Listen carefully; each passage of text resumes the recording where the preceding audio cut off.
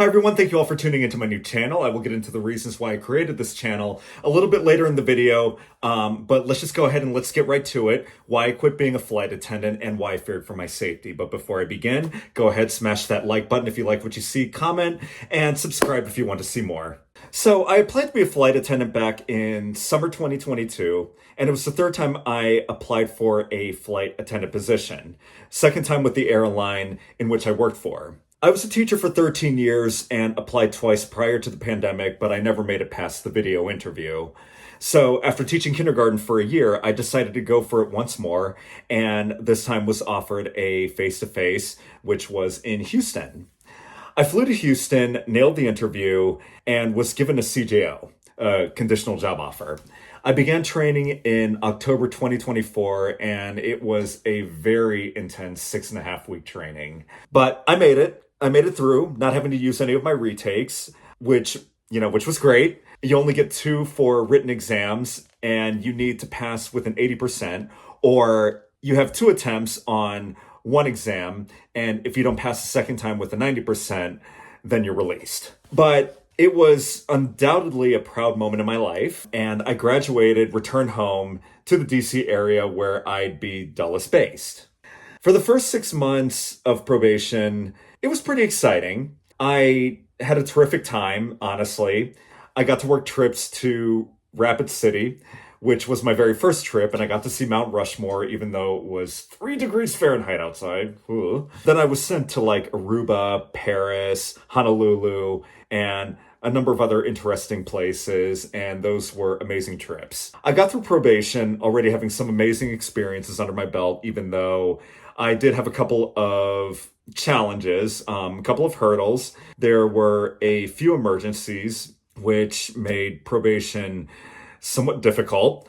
My father had a medical emergency in which he almost died, and I got COVID for the second time. But I was able to make it through without any points. I mean, obviously, those emergencies were excused. And thankfully, I passed my probation, and at that point, I loved my base, I loved the people, my supervisors were not bad, and I was passionate about what I was doing, that what I thought was initially going to be an interim career would end up being permanent. I love the job and I love the trips, and the schedule actually wasn't terrible despite the fact that I was on reserve and working out of 3 airports, Dulles, Reagan, and BWI. Of course, though, the honeymoon phase would end very soon after that.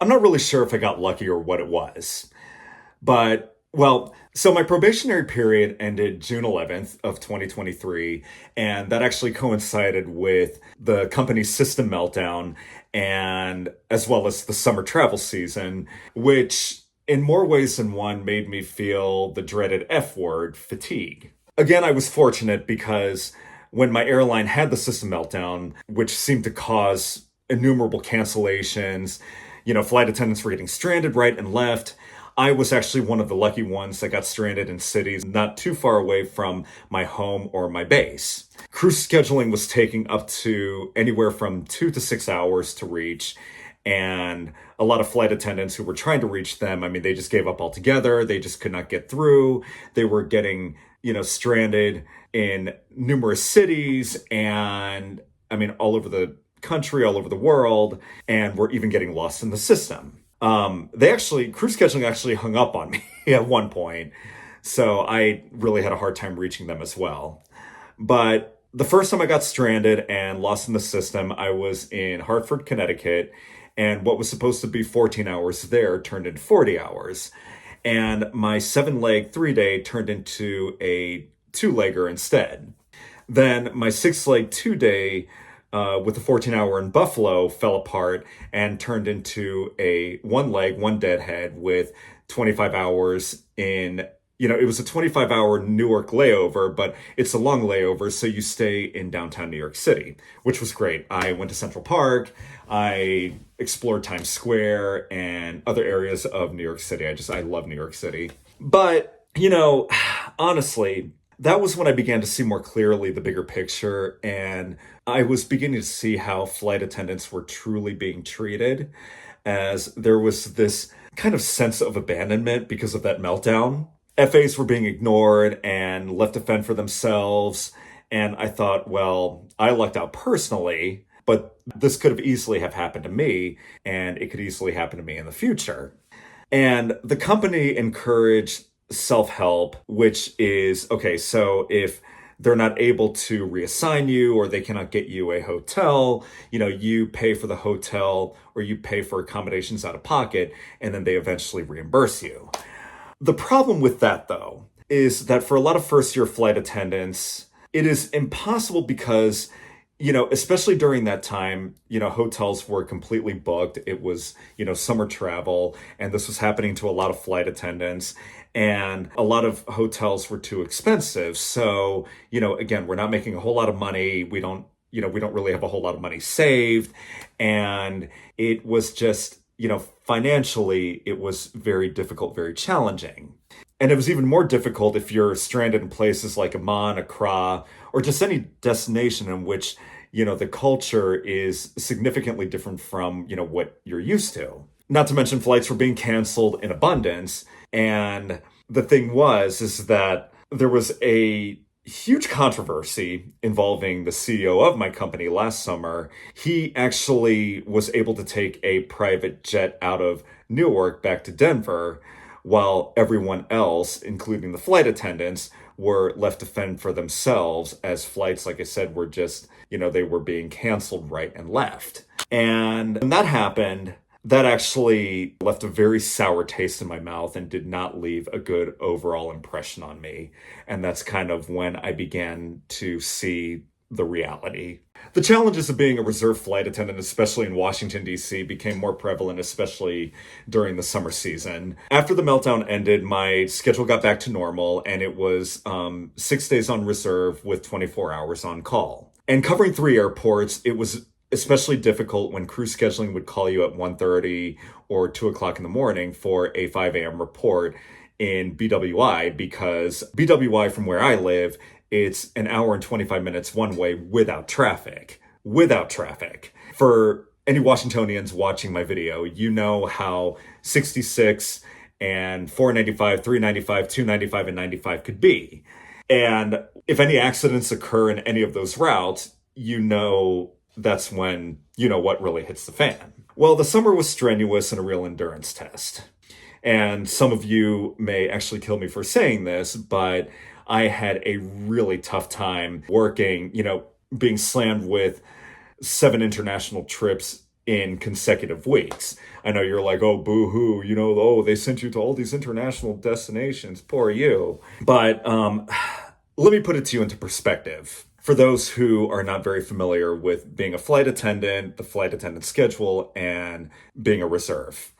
So the way it would work is that, you get 12 hours minimum rest. Out of those 6 days, I had 1 week in which they assigned me a 3-day to Brussels. I'd get back on the 3rd day at 3:30 or 4 p.m., and then I get assigned a 2-day transcontinental from Washington, D.C. to either San Francisco or LAX at 6 a.m. the next morning. And then after that 2-day trip, I could get back around maybe, 5:30 or, 6 in the evening. I'm still good for one more day, which means that they could throw at me another 1-day turn, 1-day quick turn with a 7 or 8 a.m. check-in the very next morning. And sometimes that would put you in danger of being worked into your days off, which has happened to me. And they were never able to restore my day off, which means I worked an extra day or an extra 2 days that month. You still get paid for it. I mean, you would get paid for getting worked into those days off, but with me, they were never able to restore them. I was very exhausted, very fatigued, and I got sick a lot more often. And even though I would have 3 to 7 days off at a time, I really couldn't use that time. I just did not have the energy to take advantage of my travel benefits because I was just so tired that I spent those 3 to 7 days just trying to get my body back to its normal patterns, that by the time it was time to go back to work, working another week similar to the one that I worked prior to the reserve days prior.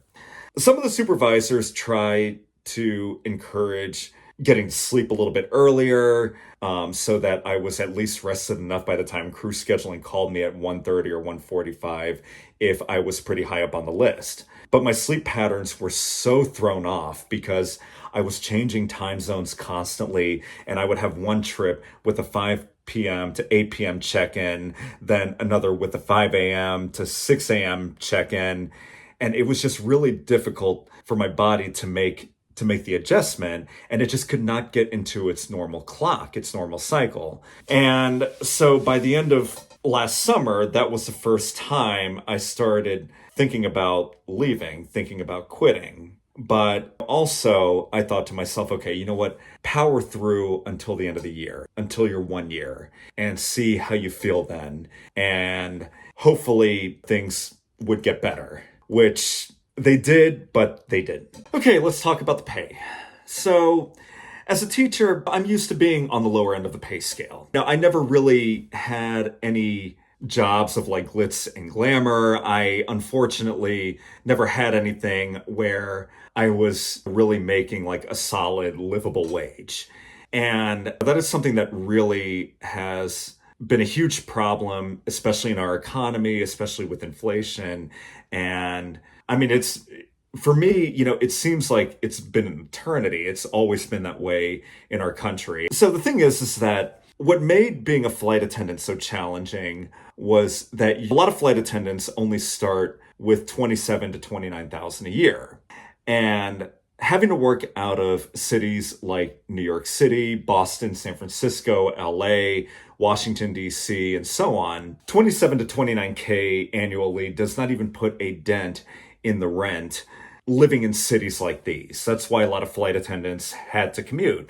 And we're not talking about commuting from the suburbs. We're talking about commuting from places like Lincoln, Nebraska, or Tulsa, Oklahoma, to these larger hubs that they have to work out of, that they are based in. A lot of those in charge would tell us things like, get a roommate, get a crash pad, get a second job. The problem with getting a second job is that every job that my flight attendant friends applied for would tell them that they needed a steadier and more consistent schedule to work with, which is not what you get as a flight attendant. I mean, even if you have a line and you're more senior, the schedule changes month to month. But I will say this.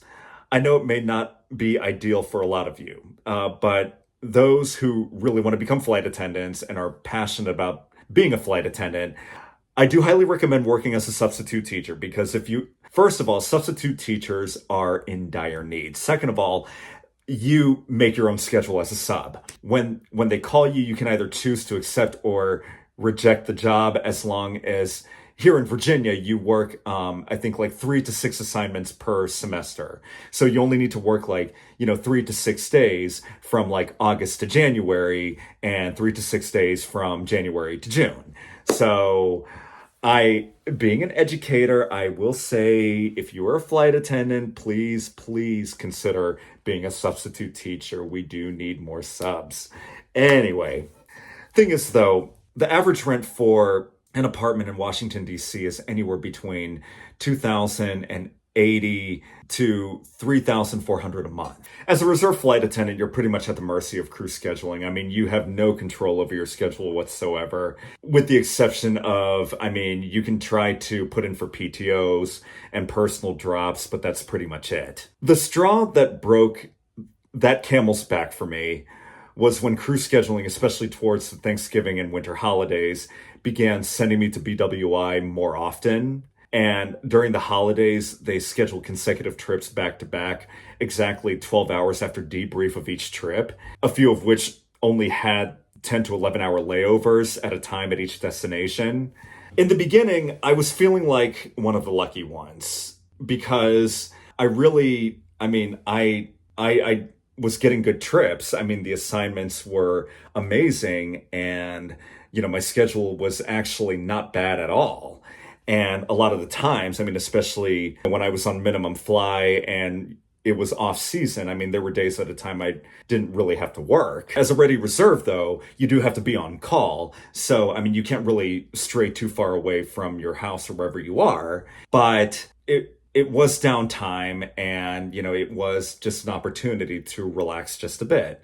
And that was one of the advantages, one of the great things about being a reserve and being on minimum fly is that they don't use you all the time and you're still getting paid for it. So that was something that was pretty ideal, actually. But yeah, in the beginning, I felt like one of the lucky ones. But then as time went on, I started to, I was getting worked. I was being worked every single holiday, every single weekend. I was never getting what I preferenced each month.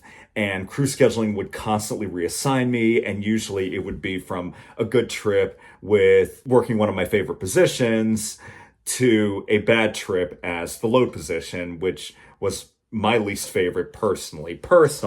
I know others don't feel the same, but yeah, that was my least favorite position. So in January, that is when I decided to transfer to Cleveland. It's a smaller airport, domestics only. If you're a reserve, it's only 4 days instead of 6. And it was it was a smaller base.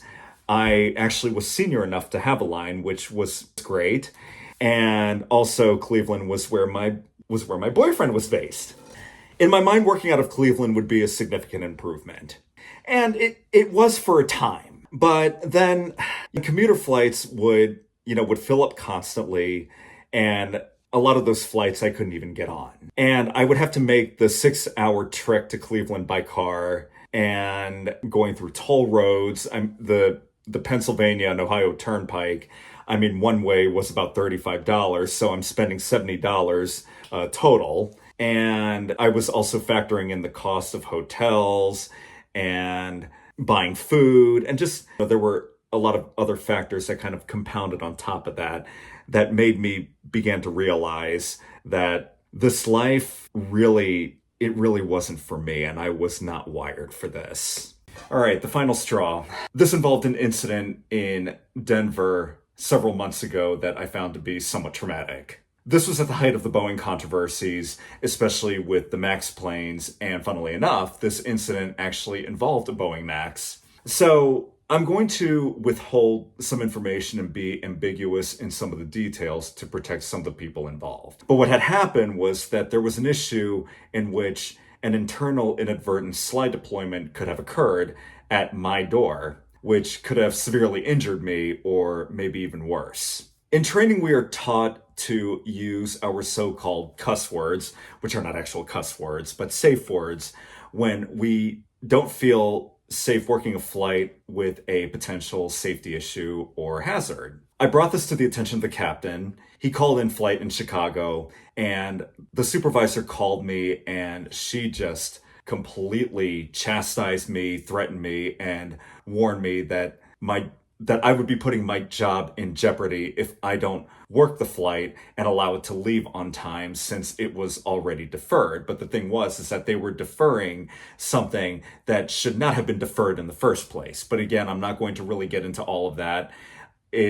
Trust me, just take my word for it. I worked a Boeing 767 several months prior to that out of Hawaii towards the end of my stint in Dulles. And one of the doors on that particular aircraft also had issues.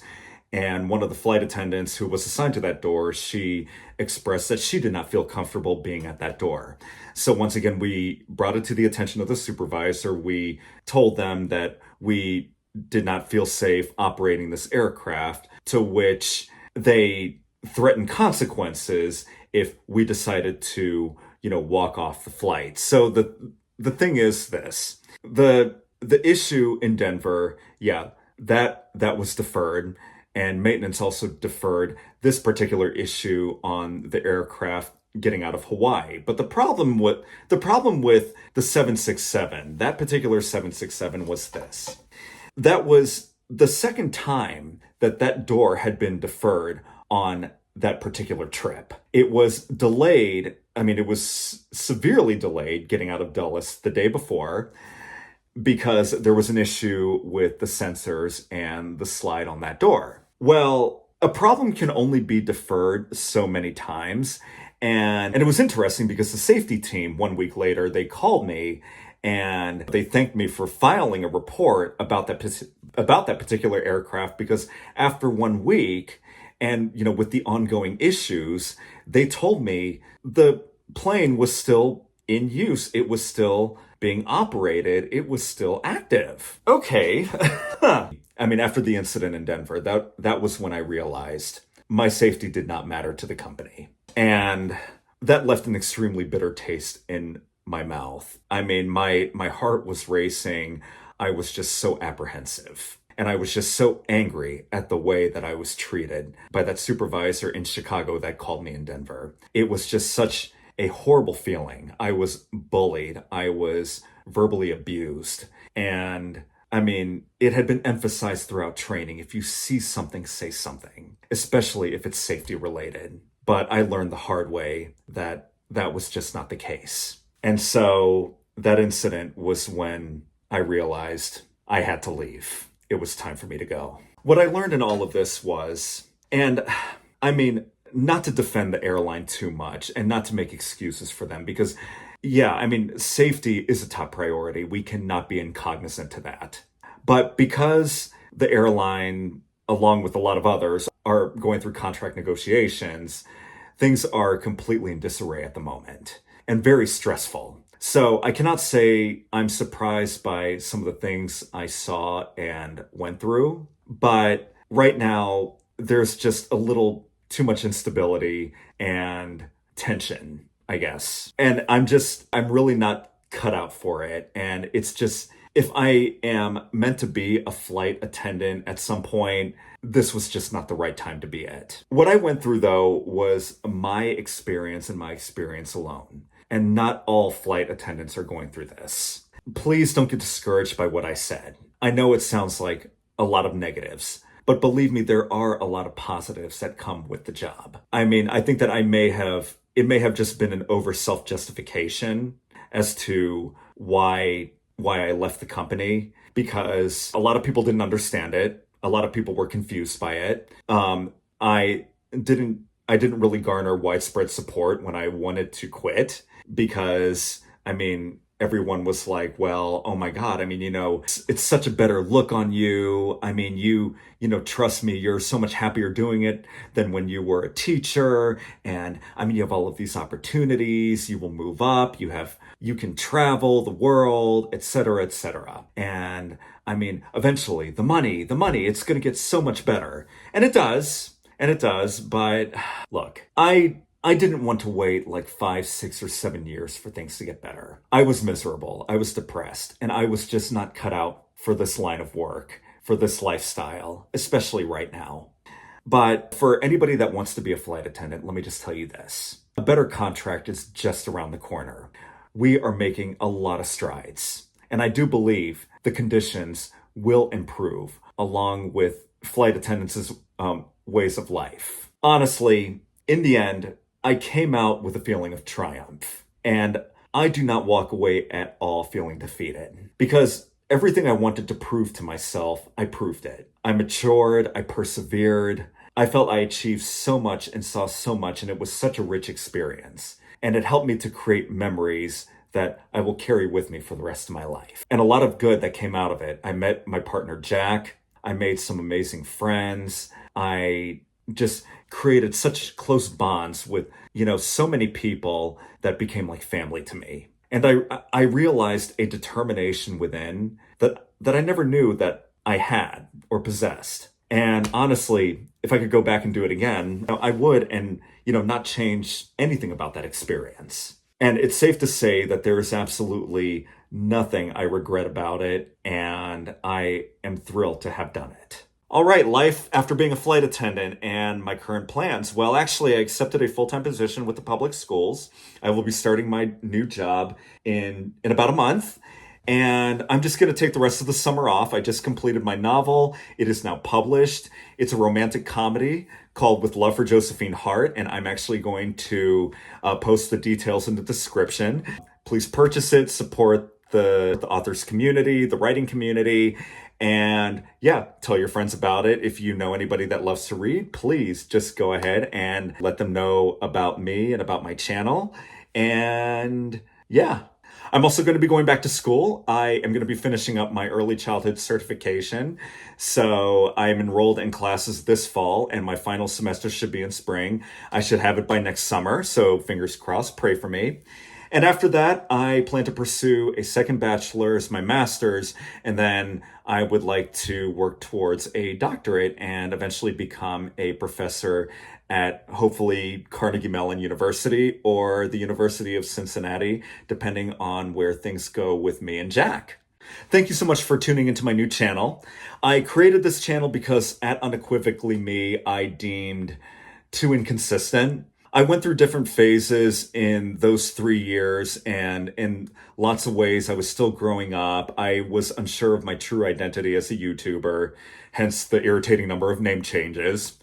I could never decide if I was Matt Sam the runner, or Matthew Todd Adric the educator, or Matthew J. Sam the writer. Was I instead unequivocally me, or Flight or Flight? Was I Flight or Flight, aka unequivocally me? It was just a real process of self-exploration and self-assessment. So I created this new channel as I feel I've finally settled into who I really am. And as a YouTuber, I feel as if I found my calling and my true purpose.